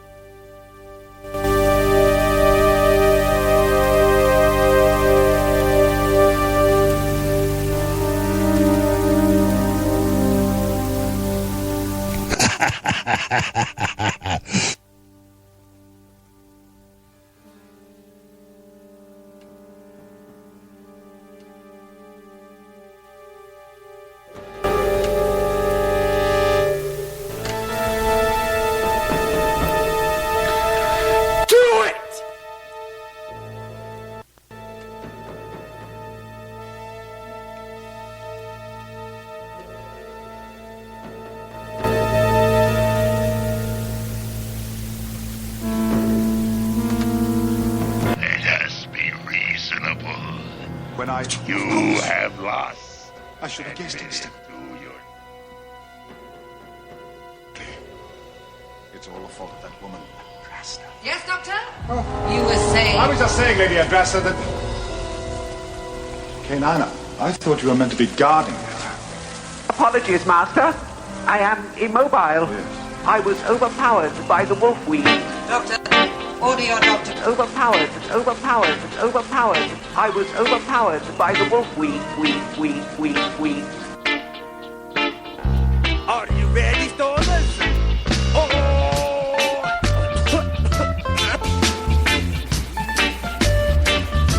Let's get these festivities started here, boys. Let's go. Head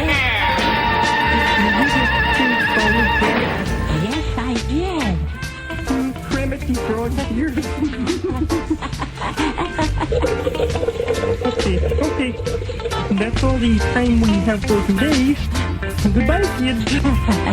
Can the beaver come out and play? No, go on. Come on. Joint. Big Bird. Joint is not a letter. What do you smoke, Doctor? It is a word. Sorry, Pip. Today's letter is 3. Big Bird, 3 is a number. Exactly. The number 3, which is how many joints I've smoked today. Kermit. And this you can put in your pipe and smoke. It is a kind of weed. The weed. Then one may smoke the weed. Smoking the weed. Then one may smoke the weed. And through the first whiff, with the delight of a lover of smoking the weed. Smoking the weed. Then one may smoke the weed. We had a high old time together. Oh, glory, glory, marijuana.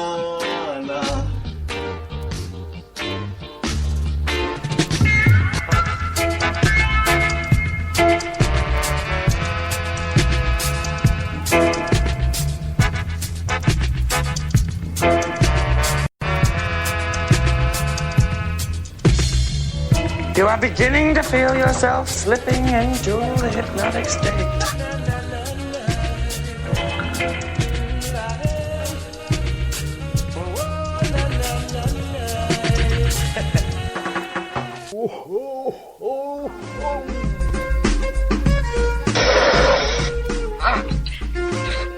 I'm stuck. Smoke. Good smoke.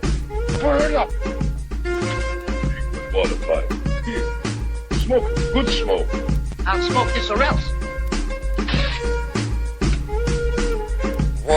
Look. I show you. One.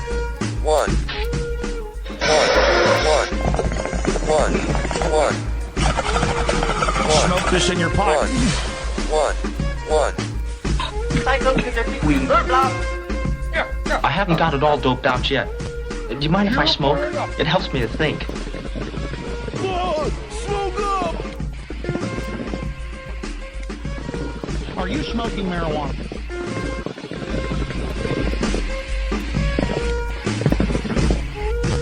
High quality cannabis for medical purposes.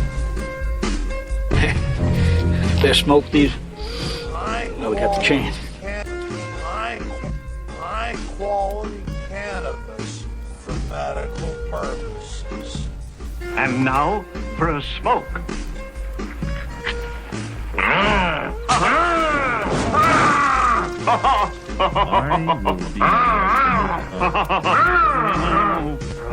No. This is good. Smoke. You try. Out of your brain. Smoke up! These stiff old joints of mine.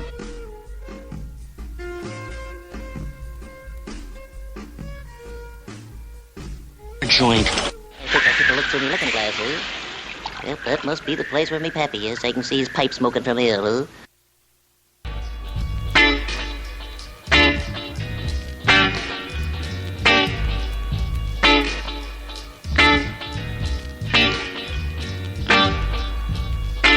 I shouldn't call you stoned. I apologize that. You'd have the sound of somebody who'd been smoking marijuana.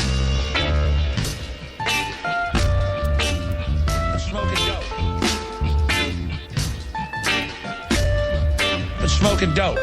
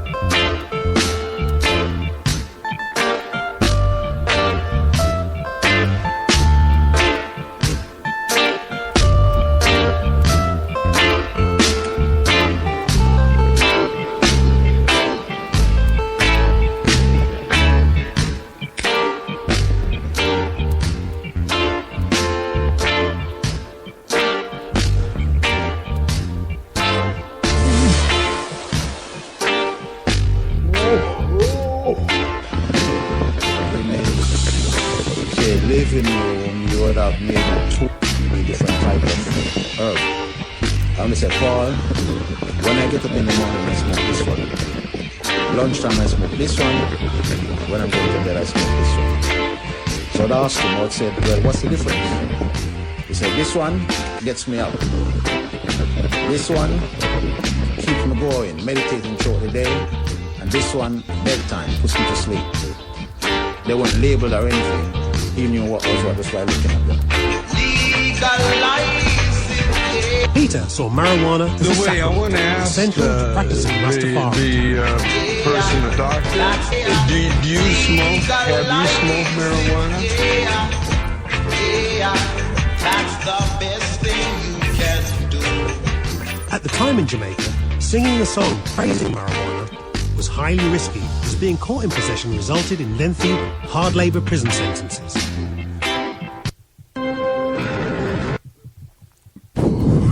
No more, no less.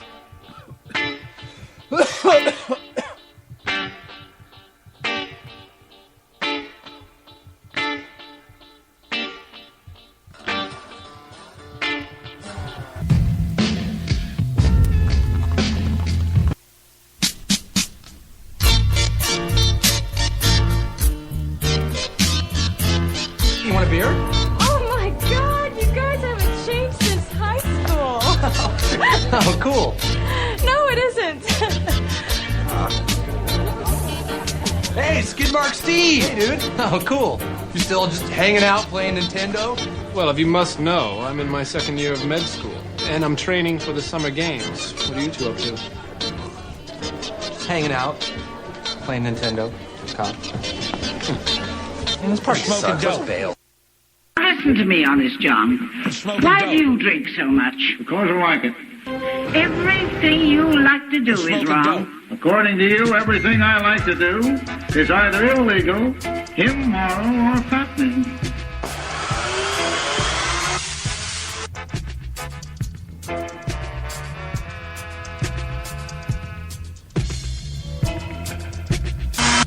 Smoke this in your pipe.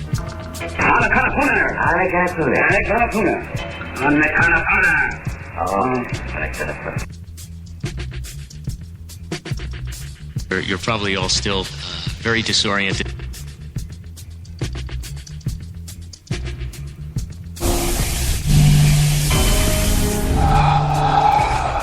Leave it to Johnny Depp to introduce vaping to the wizarding world. We had a high old time together.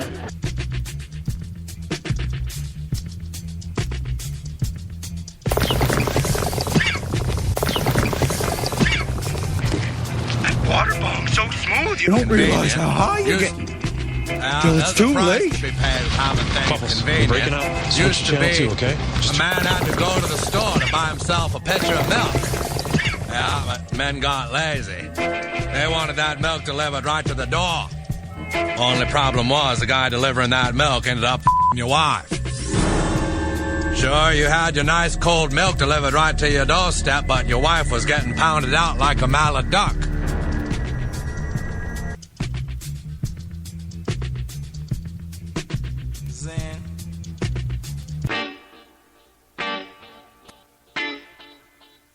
Let's find some of that weed and get back to the palace. I don't like this. Sorry, Cringer, but I need the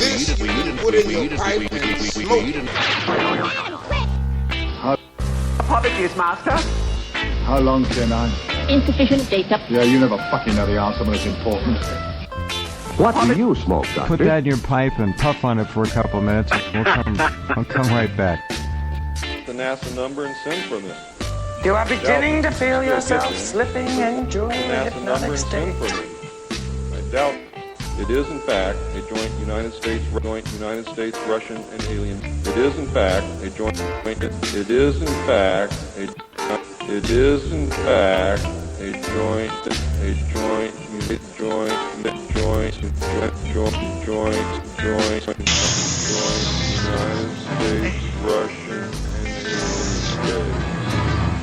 alien. How long can I for fucking know the answer when it's important? Yeah, you never fucking know the answer when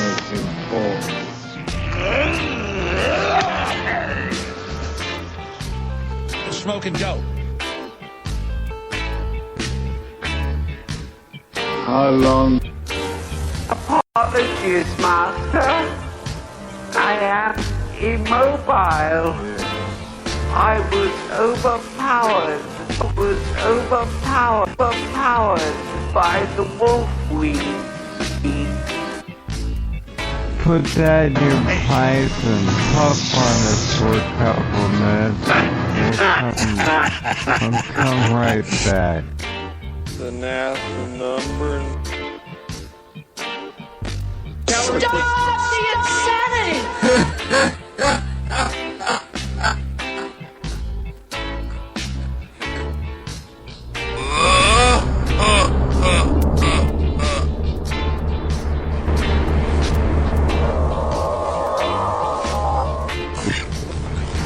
Smoke this in your pipe. Smoke on your pipe.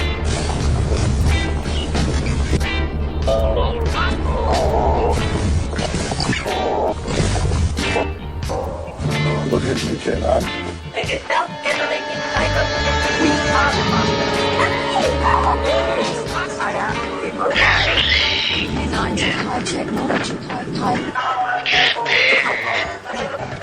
Who is this, the Metron? This is your opponent, Lee. I have heard every word you have said. All right, what do you want? I'm weary of the chase. And we come now to redeem them. Wait for me. I shall be merciful and quick. Like you were at Cestus 3? You were intruding. You established an outpost in our space. You butchered helpless human beings. You destroyed invaders as I shall destroy you. You shall. Not a question merely to speculate. This room is not only a library, said Captain Nemo. It is also a smoking room. Sometimes I think I should like to calculate one great reality change and wipe out all the no-smoking taboos in all the centuries. Except that any reality change like that would make for wars in the 58th or a slave society in the 1000th. Always something.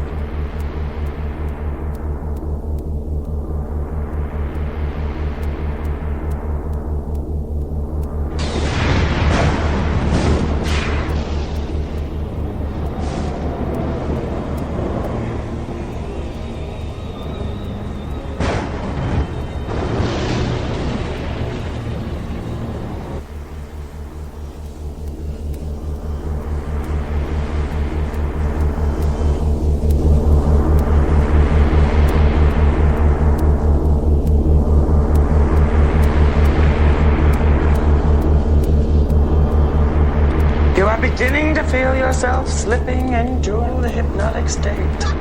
And now for a smoke.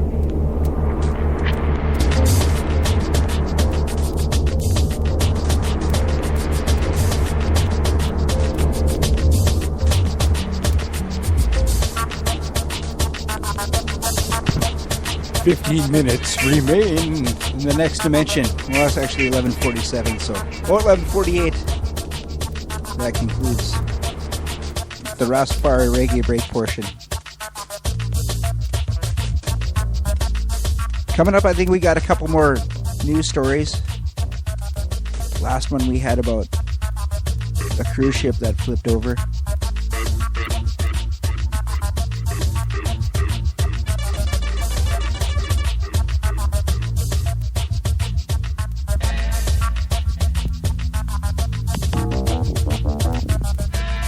I think that for the last news story we got,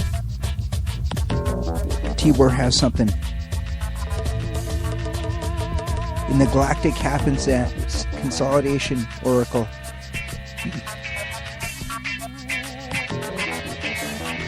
Oh yeah, Aliens! Alien turned into stage production by New Jersey High School. Hey, we're from New Jersey! We're doing Aliens! We get out the foam suit. It's a nice... Lots of people must go see it. Hey, Tibor, what's it say on there? Anything? So the sets and costumes are extremely detailed and appear to be almost exact replicas of those of the Ridley Scott film. Jeez. Very good for a high school drama club. It's like today's mythology.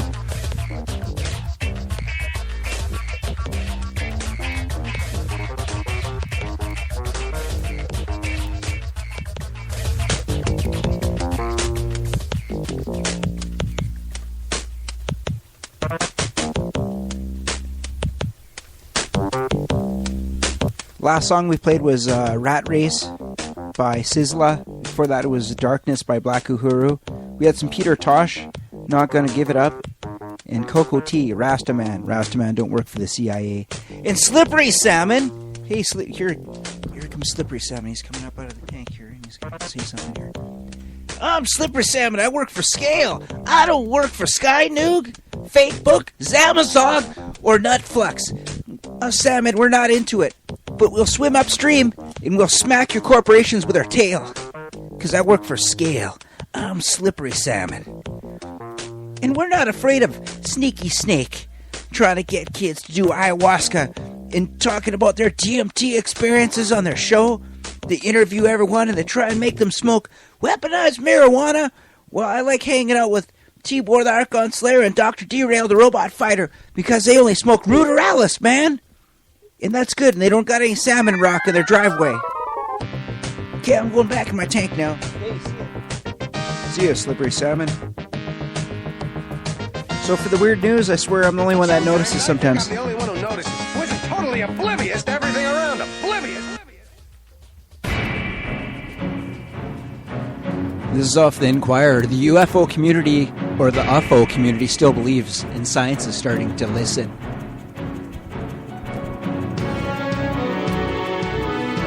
This is from Orlando, Florida.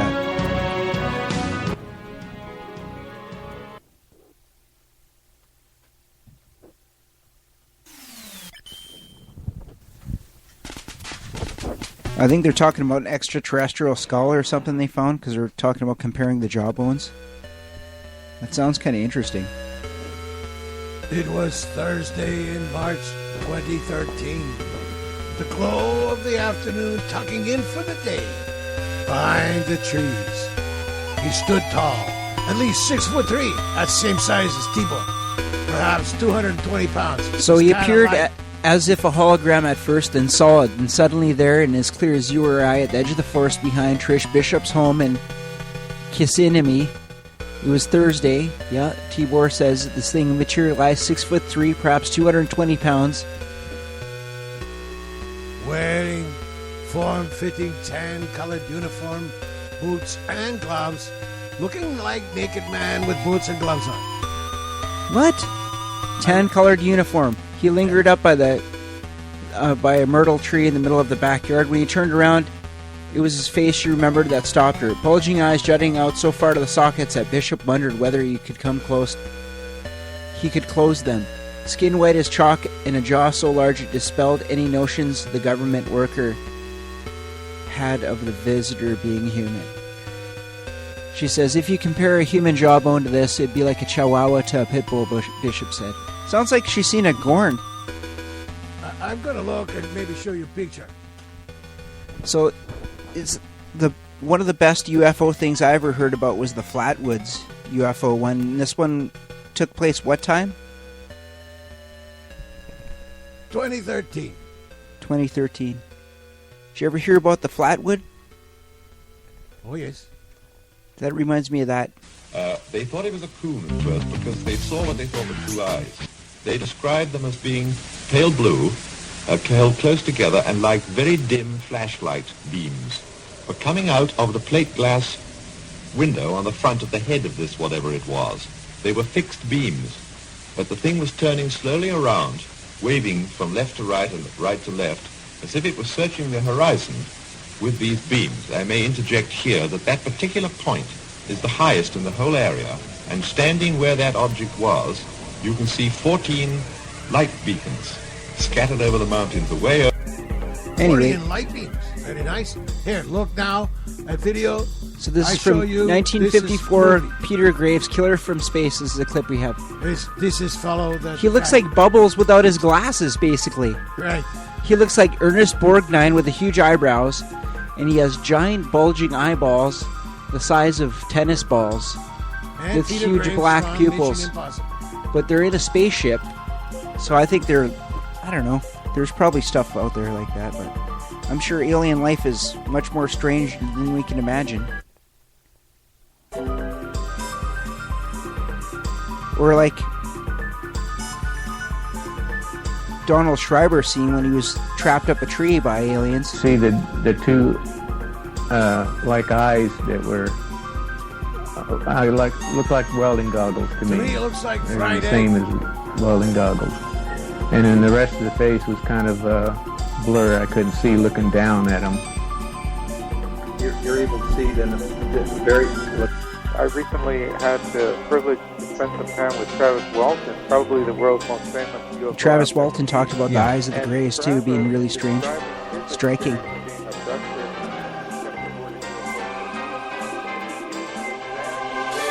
You know, it looks like the Greys wear sunglasses, but it's not.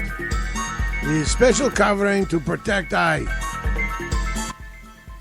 Well, that's the special effects on that movie are 1954, but they're trying to get, get a point across, perhaps.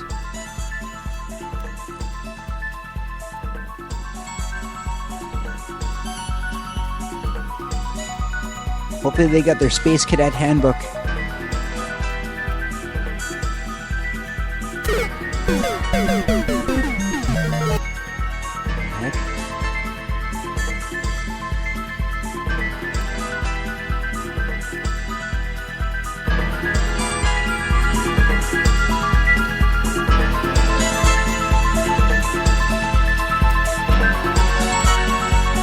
You know what you're like? You're like this big heavy pillow over my face. Of the little Greys, that's the most prevalent one. He walked on the moon. Tonight, he says, aliens are among us.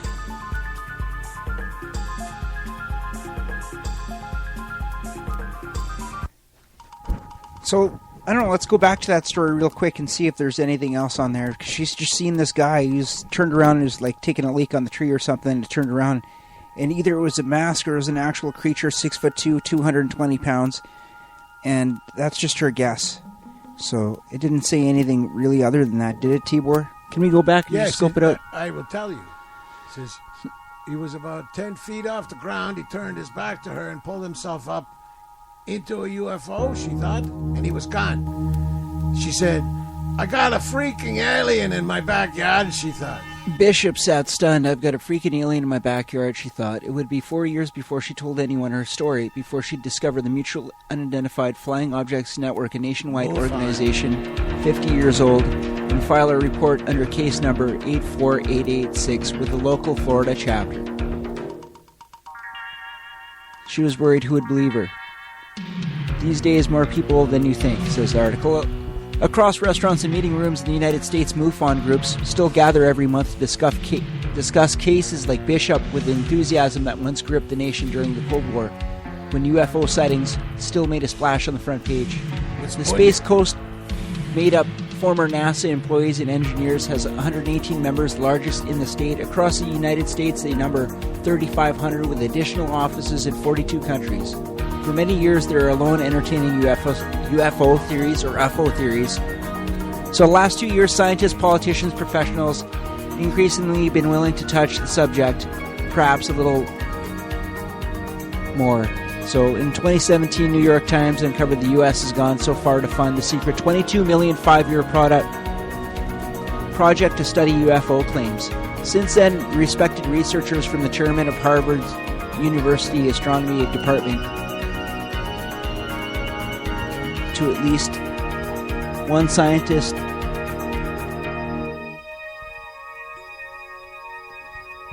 is talking about,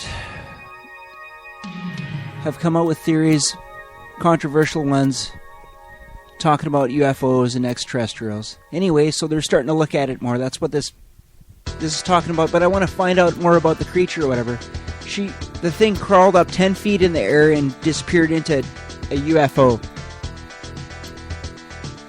So, bulging eyes jutting out far out of the sockets, Bishop wondered whether he could close them. Skin white as chalk and a jaw so large it dispelled any notions of government worker or any visitors being here. Could be a helmet too, right? In an invisible stealth plane. One of them space triangles they got. Didn't Eisenhower disappear into a UFO too? We were in contact with some Air Force One people. We were I think able it to was find Truman. a guard who was with the plane. Now, the plane was parked perpendicular to the UFO that landed in front of the plane. This is when the president got out and walked in for 40 minutes or so. This concludes this episode, AIR11, of The Next Dimension with Dr. D AIR and Tibor the Archon Slayer. We'll see you next Saturday, or we'll see you in the next dimension. Hasta la Windows Vista, baby.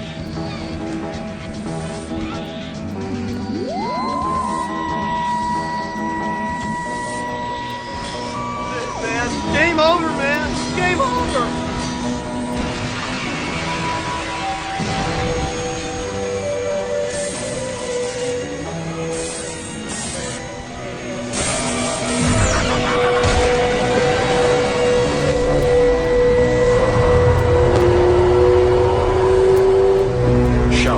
Conducts his work at the Mauthausen concentration camp. Like the Avro car, Schauberger's repulsine operates on the Coenda effect.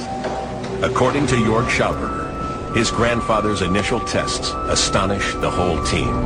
By accident, this device flew to the ceiling of the workshop. Victor thought there is some levitational force within the machine. And this is anti-gravity. Ladies and gentlemen, after years of anticipation, the time has finally arrived to execute our overthrow of Kronos. Albeit with our limited resources, it would be reckless to launch a head-on attack against a heavily armed base such as this one. Of course, this base was constructed around a relic left behind by the Kratos. The relic itself is a massive life form once used for transportation. Like it or not. It's the last A operational ship reunion of that its kind. no one saw coming.